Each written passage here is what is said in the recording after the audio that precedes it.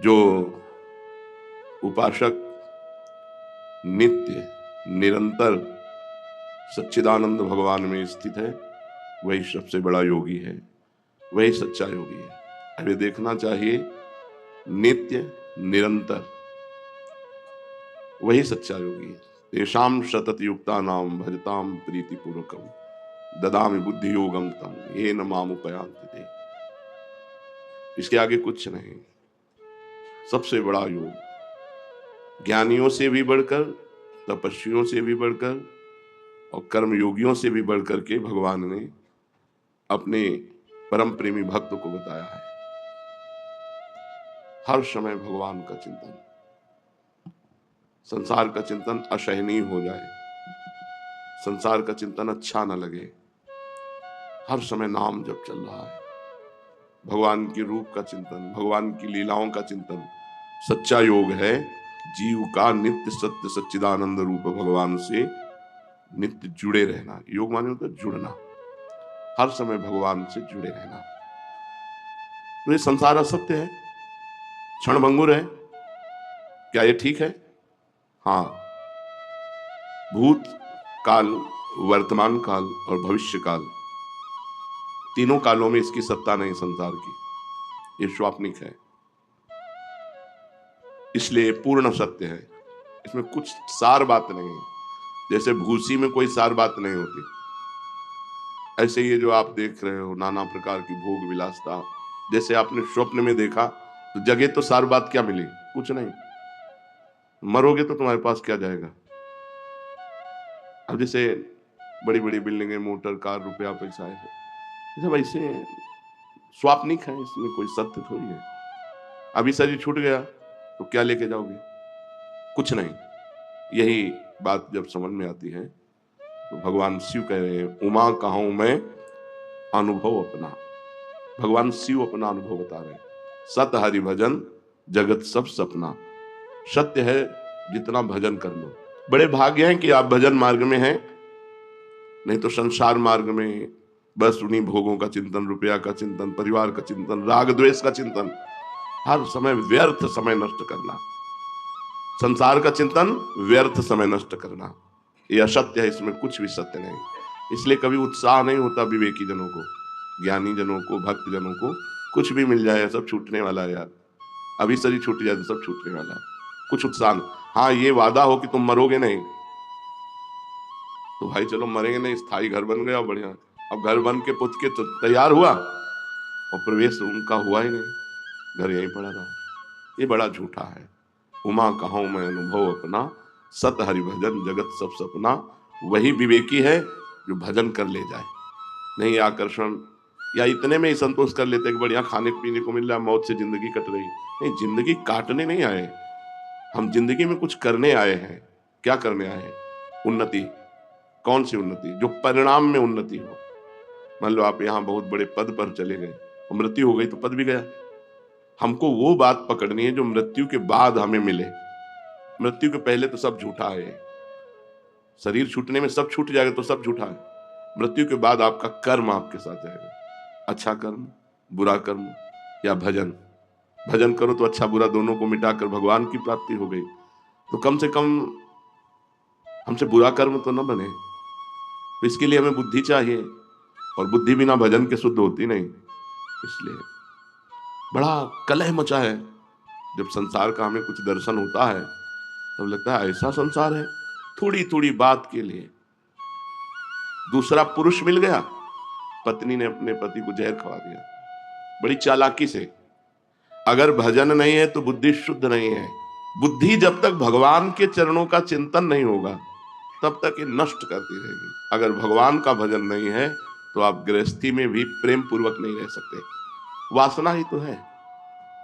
जब अपने पति में संतुष्टता नहीं तो विश्व में संतुष्टता नहीं होगी, चाहे जितना पाप कर लो। जब अपनी पत्नी में संतुष्टता नहीं तो विश्व में चाहे जितनी स्त्रियों के साथ, वो सब पाप कर्म। तो बुद्धि शुद्ध करने के लिए अगर नाम जब सत्संग है तो बुद्धि शुद्ध हो जाएगी, नहीं तो घोर अशुद्ध होती चली जाएगी। और अशुद्ध बुद्धि ऐसी जगह फंसा देगी जहां लाभ नहीं। भजन के बिना राक्षसी भाव पर शासन नहीं हो सकता, और राक्षसी भाव सबके अंदर है। सुमति कुमति सबके उर राही। सबके हृदय में सुमति है और कुमति है, सुंदर बुद्धि है और असुंदर बुद्धि, राक्षसी बुद्धि है। यदि हम सत्संग सुनेंगे, नाम जप करेंगे तो सुंदर बुद्धि की वृद्धि होगी और वो हमको अनुभव कराएगी कि संसार में सब कुछ झूठा है। फाइनल में देखो तो सब कुछ झूठा है, लेकिन कोई मानने के लिए तैयार नहीं कि झूठा है। एक एक रुपया, एक एक वस्तु ऐसे सजो सजो के, सीमेंट ऐसी आनी चाहिए कि कल्प तक विनाश ना हो। वो अपना मरने के लिए तैयार है, उनका कुछ पता नहीं कब। बड़ा संसार में क्लेश ही क्लेश है। आप लोग बचे हुए हो, धाम में हो ना, इसलिए असत संसार में भजन बहुत आवश्यक है, बिल्कुल आवश्यक है। जैसे जीने के लिए श्वास आवश्यक है, ऐसे जीवन बिताने के लिए भजन आवश्यक है। यदि भजन नहीं तो बुद्धि कहीं भी बिगड़ जाएगी और फंसा देगी। ब्राह्मी स्थिति में कब रहना चाहिए? अरे हर समय रहना चाहिए, क्योंकि कभी भी मृत्यु हो सकती है। ब्राह्मी स्थिति उसे कहते हैं, मैं शरीर नहीं हूं, मैं भगवान का जो स्वरूप हूं, अपने स्वरूप में स्थित रहना, न तन से न मन से किसी से कोई मतलब नहीं। भक्ति में उसी को जब भागवती की स्थिति कहते हैं, वो भगवान के चिंतन में है। हर समय भगवान के चिंतन में रहना चाहिए, नहीं धोखा है, कब मर जाए कुछ पता नहीं।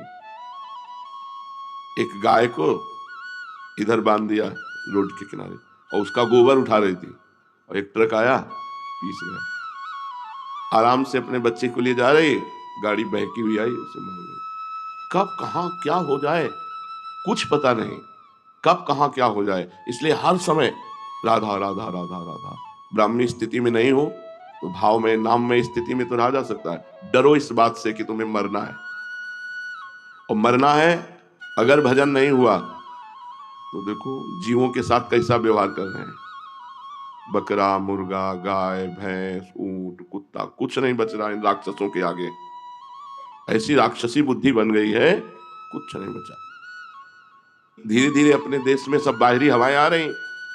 अब बताओ, अगर हम बकरा बन गए और जिंदा जलाया जाता है, स्वादिष्ट मांस बनाने के लिए पैर ऊपर बांध दिए गए और नीचे से आग लगा दी गई, वो तड़प तड़प के मरता है। बनना है बकरा, चुपचाप भजन करो, नहीं बकरा बकरी बनोगे। बहुत बहुत दुर्दशा है। हम कभी कभी एकांत में इस बात से कि अरे लोग जान क्यों नहीं रहे कि किस लिए आए, अरे भजन कर लेने, अगला जो होने वाला है उसमें आप कुछ नहीं कर सकते। जैसे पशु पक्षी अन्य योनियों में गए, कुछ नहीं कर सकते। कबूतर चुन रहा है, बिल्ली दौड़ के आई, पकड़ा, एक एक पंख उखाड़ के छील के खा। कितना भयानक पीड़ा होती है मृत्यु के समय। वो जब जीवों को देखो, स्कूटी में जा रहे हैं, एक्सीडेंट हुआ, आते निकल के बाहर निकल के पड़ गए रोड में। बहुत विचित्र। डरो कि इस संसार में अगर भगवान का आश्रय नहीं है तो तुम कहीं ना कहीं फंस जाओगे, कहीं ना कहीं तुम पिट जाओगे, कहीं ना कहीं तुम्हारी दुर्गति हो जाएगी। इसलिए हर समय नाम जप करते रहो। ये दैवी संपदा और आसुरी संपदा कहां रहती है? बोले चित्त में रहती है। जो चित्त वासुदेव का चिंतन करता रहता है, चित्त के अधिष्ठात्र देवता भगवान वासुदेव है, उसमें दैवी संपदा वास करती है। और जो चित्त संसार का चिंतन करता रहता है, उसमें आसुरी संपदा वास करती है। बहुत ध्यान देने योग्य बात है। चित्त का चिंतन नहीं छूटना चाहिए भगवान का। अगर चित्त का भगवान से चिंतन है तो दैवी संपदा जागृत हो जाएगी, और अगर संसार का चिंतन है तो आसुरी संपदा। आज प्रायः लोग प्रश्न करते हैं, बहुत उद्वेगित हैं, चिंतित हैं, अशांत हैं, परेशान हैं। क्यों? क्योंकि संसार का चिंतन हो रहा है। देखो 6 घंटा नींद में सोते हो तो कितना अच्छा लगता है, क्योंकि संसार का चिंतन नहीं होता। अगर जागृत में 6 घंटा संसार का चिंतन छोड़कर भगवान का चिंतन करो तो परमानंद में डूब जाओगे। संसार का चिंतन ही आसुरी संपदा है, भगवान का चिंतन ही दैवी संपदा है। सारे सद्गुण उसके हृदय में आ जाते हैं जो भगवान का चिंतन करता है। ये आसुरी संपदा और दैवी संपदा दोनों चित्त में रहती हैं। अगर चिंतन भगवान का अधिक तो दैवी संपदा जागृत हो जाएगी, चिंतन संसार का अधिक तो आसुरी संपदा जागृत हो जाएगी। बंधन और मोक्ष क्या है? संसार के प्राणी पदार्थों का चिंतन करना ही बंधन है और भगवान का चिंतन करना मोक्ष है। तुम भजन कर रहे हो, अभी मुक्त हो, हर समय भजन करो। लोग शरीर सुख के लिए परेशान हैं और शरीर का सुख त्यागने से आनंद प्राप्त होता है, और शरीर सुख में आनंद प्राप्त करना चाहते, बस यही परेशानी। जीते जीते सब आंखें खराब हो रही, कान खराब हो रहे, पता नहीं क्या क्या। अब तो बड़ी विचित्र समस्याएं हैं। हम सच्ची कहते हैं, हर समय मन इस बात से व्याकुल रहता है कि ये लोग जाने यार काहे को परेशान हो रहे हैं, किसमें समय बर्बाद कर रहे हैं। सबको समझना चाहिए हम आए किस लिए, एकमात्र केवल भगवान की चर्चा, भगवान का चिंतन करते हुए, सांसारिक कार्य करते हुए। बंधन क्या है? संसार का चिंतन। मोक्ष क्या है? भगवान का चिंतन। संसार के प्राणी पदार्थ में ममता ही बंधन है और भगवान के चरणों में ममता मोक्ष है। तो ममताहीन कैसे बने? क्योंकि ममता शरीर में है, शरीर के संबंधियों में है, भोगों में है। कैसे ममता हटे? खूब सत्संग सुनो और भगवान का चिंतन करो, इसी से ममता चली जाएगी। सबकी ममता ताग बटोरी, मम पद मने बांधी बर डोरी।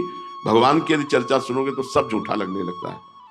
हम आपको सच्ची कहते हैं, आज तक हमें कभी ये नहीं दिखाई दिया कि ये हमें प्यार करता है।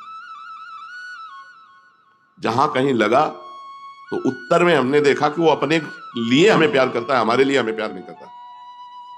जैसे बहुत रोना धोना कोई करे, बहुत प्यार दिखा रहा, तो मन कहता है आपको प्यार करता है, तो भगवान कहते हैं रुको हम परीक्षा लेते हैं।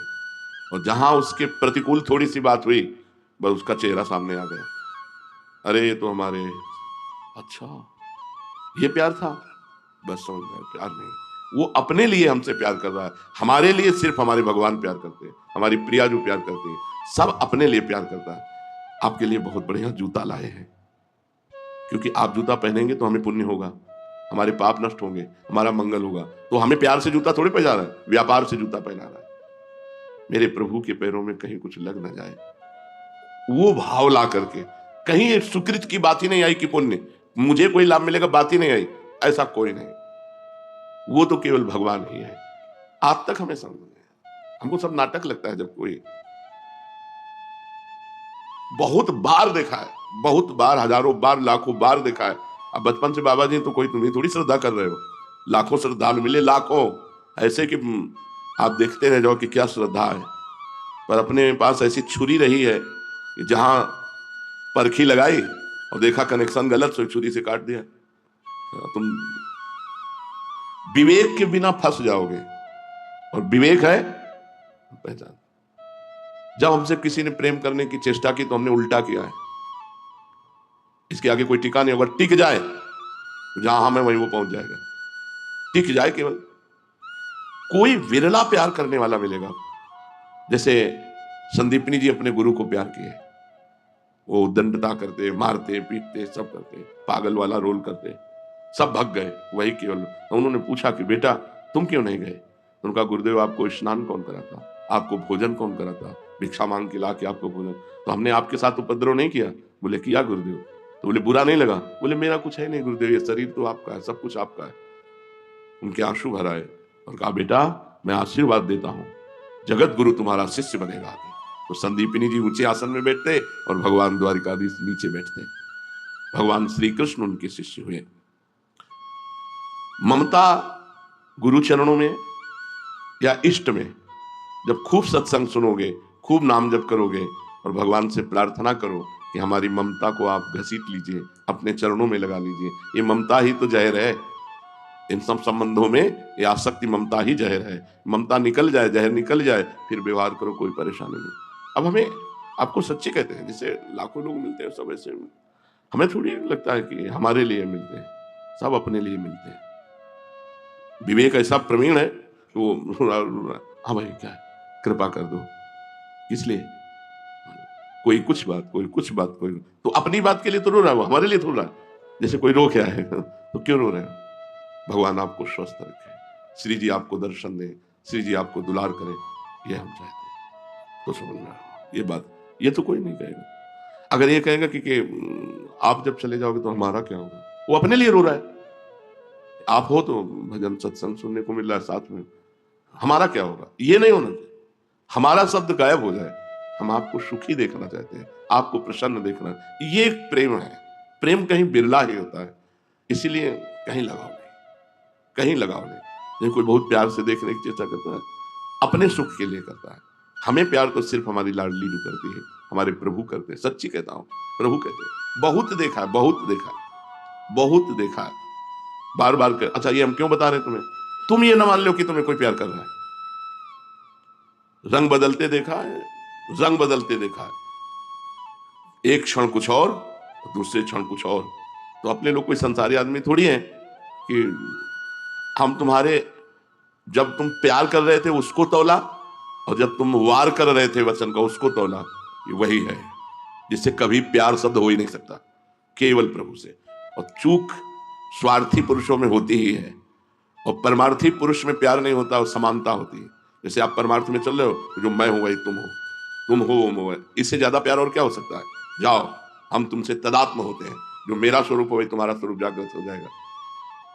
तो कहीं ममत्व तो न रखे, जननी जनक बंद सुतदारा, तन धन धाम सुहृद परिवारा, सबकी ममता ताग बटोरी, मम पद मन ही बा। लाडली जिससे बढ़कर प्यार करने वाला कोई, यहां तो कोई है ही नहीं प्यार करने वाला। सच्चाई ये है, तुम जितना प्रिया जो से प्रेम करोगे उतना हम तुम्हें प्रेम करेंगे, और तुम जितना हमसे प्रेम करोगे उतना ही हम तुम्हारे प्रतिकूल मिलेंगे, देखेंगे कि तुम प्रेम करते हो कि नहीं। इसलिए हमसे तो करना मत ही, प्रियाजू से प्रेम करोगे हम तुम्हें बहुत प्यार करेंगे। और प्रियाजू को छोड़ करके तुम सोचोगे कि गुरु साक्षात परब्रह्म, तो तुम कसौटी पे आ नहीं सकते, हम तुमसे प्रतिकूल व्यवहार करेंगे। इसीलिए बहुत बचा के हम रहते हैं। कोई ऐसा नहीं है कि जिसको बहुत, और जो बहुत नजदीक है उनकी धज्जियां उड़ती रहती हैं। तुम क्या समझते हो बहुत सौभाग्यशाली जो सेवा में रहते हैं, उनसे एकांत में पूछो कि तुम सौभाग्यशाली हो क्या, ऐसे कांपते रहते हैं। ममता कहीं नहीं रखनी प्यारे, बस ये सत्संग की सार बातें इस समय हुआ करती हैं। ममता कहीं नहीं रखनी, सब में भगवान का भाव रखकर।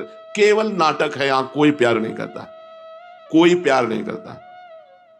प्यार का मतलब होता है आपके लिए, ऐसा केवल प्रभु करेंगे अपने लिए।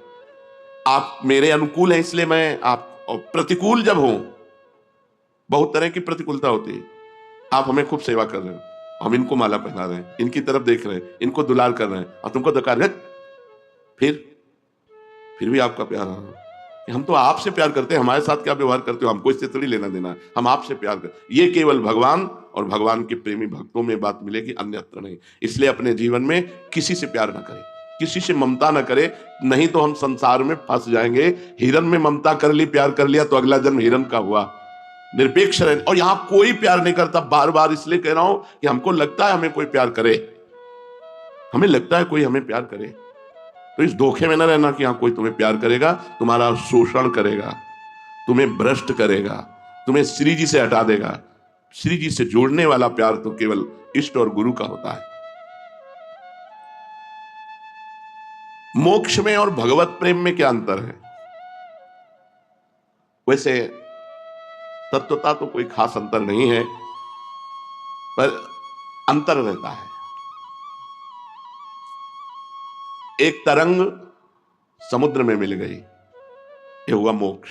जैसे दो चीटा चीनी के बोरे में लगे थे, चीनी कढ़ाई में पलटाई गई तो एक चीटा चीनी के साथ चीनी बन गया, यह है मोक्ष।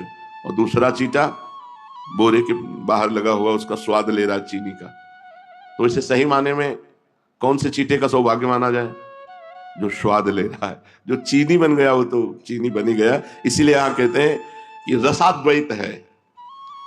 एक ज्ञानाद्वैत होकर ब्रह्ममय हो गया और दूसरा रसाद्वैत होकर रस का स्वाद लेता रहता है। इसलिए मोक्ष को भी प्रेमी जनों ने ठुकरा दिया है। मोक्ष का मतलब है समुद्र की तरंग, तरंग नाम हट गया, वो समुद्र हो गया, अगाध समुद्र, तभी हम ब्रह्मास्मि। लेकिन भक्तजन अद्वैत रहते हैं। कैसे अद्वैत रहते हैं? अपनी ही उस दिना रही एक रहे नंदलाल, पर वो स्वाद लेते हुए वो नंदनंदन नहीं बन जाते। उनकी दृष्टि में, उनके भाव में, उनके चिंतन में केवल प्रभु है। अपना अस्तित्व ही गायब हो गया, अपना चिंतन ही गायब होगा, केवल प्रभु। मुक्ति किसे कहते हैं? दुख, क्लेश, बंधन, ममता, आसक्ति, अज्ञान सबका अभाव हो गया, अखंड आनंद, उसे मोक्ष कहते हैं। अज्ञान किसे कहते हैं? माया के जितने कार्य हैं सब अज्ञान में हैं। सृष्टि, पालन, संहार, इसी में सब कुछ, ये सब अज्ञान में हो रहा है। ज्ञान में न जन्म है न मरण है, ये सब स्वाप्निक है। इस सृष्टि का सृजन भी स्वाप्निक है, और सृष्टि का पालन भी स्वाप्निक है, और सृष्टि का लय भी स्वाप्निक है। अगर ज्ञान दृष्टि से देखा जाए तो ये एक सिनेमा है, जगन नाटक वैभवा। जगत रूपी नाटक पर्दे पर वो परब्रह्म परमात्मा जादूगर अनंत रूपों में प्रकाशित होकर खेल कर रहा है, अपने आप का सृजन करता है, अपने आप का पालन करता है, अपने आप का लय करता है। ये जो प्रभु के सिवा और कुछ दिखाई दे रहा है, ये सब झूठा है। इसी को जो जान गया उसे मोक्ष कहते हैं। संपूर्ण अज्ञान का नाश हो जाना ही मोक्ष पदवी है। सच्चा भक्त कौन है? जिसकी भोग वासना नष्ट हो गई है। शरीर भोग, खान पान, नाना प्रकार की भोग वासनाएं, प्रारब्ध अनुसार शास्त्र के सम्मत जो शरीर निर्वाह के लिए खान पान वस्त्र मिल गया, तो उसकी चाह नहीं है। भोगों की चाह का नाश हो जाना ही सच्चे भक्त का स्वरूप है। जा ही न चाही कबहु कछु, तुम सन सहज सने। जिसे कभी कुछ नहीं चाहिए वही सच्चा भक्त है। विवेक किसे कहते हैं? जो संसार का और भगवान का ज्ञान करा दे, सत असत का जो निर्णय कर दे, उसे विवेक कहते हैं। भगवान ही अपने हैं, संसार सब स्वाप्निक है, ये अंदर बात बैठ जाना विवेक है। संसार प्रपंच सब मिथ्या, भगवान, भगवान का नाम, भगवान का रूप, भगवान का धाम, भगवान की लीला, ये सत्य, ये बात हृदय में बैठ जाए तो विवेक। ये हृदय में बैठ जाए सब, जब झूठा है तो फिर क्या? तो इतना विवेक प्रवीण होता है, वो कहे ये बहुत बढ़िया बन रहा है, तो मर जाएंगे तो लाद के ले जाएंगे क्या? वैराग्य काटता रहता है, विवेक काटता रहता है। जो भगवान से जोड़े और संसार से हटाए, उसी का नाम विवेक है। और ये विवेक बड़ी कृपा से प्राप्त होता है। भगवान जब कृपा करते हैं तब ये विवेक प्राप्त होता है। क्या होगा? हम अभी आप 5 मिनट खा लेते हैं, फिर क्या होगा? फिर वही शांति। हम 5 मिनट भोग लेते हैं, फिर वही शांति। होगा क्या? परिणाम क्या होगा? इसलिए भोगना ही नहीं, इसलिए खाना ही नहीं। जो प्रारब्धवशात शरीर पोषण के लिए बस वैसे निरपेक्ष होकर डाल ले, हर समय नाम जप। विवेक जब जागृत हो जाएगा तो कहीं अच्छापन नहीं रह जाएगा। बुद्धि को ही विवेक कहते हैं या कोई और चीज होती है? तो बोले बुद्धि जब शुद्ध हो जाती है तो उसका नाम विवेक हो जाता है। शुद्ध बुद्धि का नाम विवेक है और अशुद्ध बुद्धि का नाम अविवेक, अज्ञान है। कब हम जाने कि विवेक जागृत हो गया हमारे? जब मनुष्य एकमात्र केवल भगवान की चाह से युक्त हो जाए, क्योंकि सत्य वस्तु भगवान है, मुझे भगवान चाहिए, और उनकी प्राप्ति के लिए दौड़ पड़े। नाम जब, वाणी पाठ, ठाकुर सेवा, किसी से कोई मतलब, तब जानना चाहिए विवेक जागृत हो गया। जब केवल भगवान की प्राप्ति के लिए, विवेक बस बहुत बड़ा धन है। एक बार जागृत हो जाए विवेक, आपका काम हो गया। वो आपको फंसने नहीं देगा। ऐसी कैंची रहती है, हर समय काटता रहता है, हर समय काटता रहता है। बहुत बहुत कृपालु भगवान कृपा करते हैं तब विवेक होता है, पर ये बिना सत्संग के होता नहीं है। बिन सत्संग विवेक न होई, राम कृपा बिन सुलभ न सोई। होए विवेक मोह भ्रम भागा, तब सब विषय विलास विरागा। अपने आप संसार से छुटकारा मिल जाए यदि विवेक में। भगवान से प्रार्थना करना चाहिए कि मुझे विवेक प्रदान करो। जब मनुष्य केवल भगवान के लिए तड़पने लगता है तब सच्चा विवेक माना जाएगा। रात दिन भजन केवल भगवान के लिए।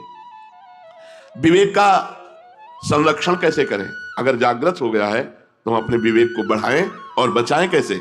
तो बोले दिए हुए विवेक से बुरे आचरण ना होने पावे।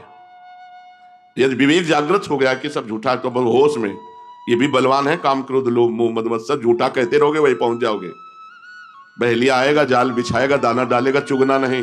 एक संत ने सिखाया पक्षियों को, वो सब पक्षी जाल में फंसे थे, वो कह रहे थे बहेलिया आएगा, जाल बिछाएगा, दाना डालेगा, चुगना नहीं। तो संत निकले, उनका मूर्ख हो, ये हम तुम्हें गाने के लिए नहीं सिखाया था, ये तुमको सिखाया था कि बहेलिया आएगा, जाल डालेगा। तो हम लोग ऐसे ही है, ये सब झूठा है।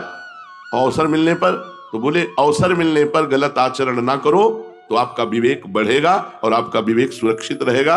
और विवेक का सदुपयोग करो, भगवान की जितनी तरफ आगे बढ़ सको, भगवान के मार्ग में बढ़ सको। जब कोई इस संसार में रहता है, सबके बीच में रहता है, तो भोगों के बिना रह कैसे सकता है? अब संसार में ही रहना है, सब स्त्री पुरुष सब ऐसे, कैसे भोगों के बिना कैसे रह सकता है? यही तो विवेक का असली कमाल है। यही विवेक का असली कमाल है कि भोगों के बीच में भी रहते हुए तुम्हें भोगी नहीं योगी बना देगा। नहीं, रुचि नहीं रहेगी, ऐसे हो जाएगा। जैसे वो कोई बमन देखे, उल्टी देखे तो कैसा लगता है?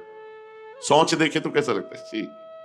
मलवत भोगों का त्याग, वमनवत भोगों का त्याग, और विषवत भोगों का त्याग, ऐसा शास्त्रों में आया है।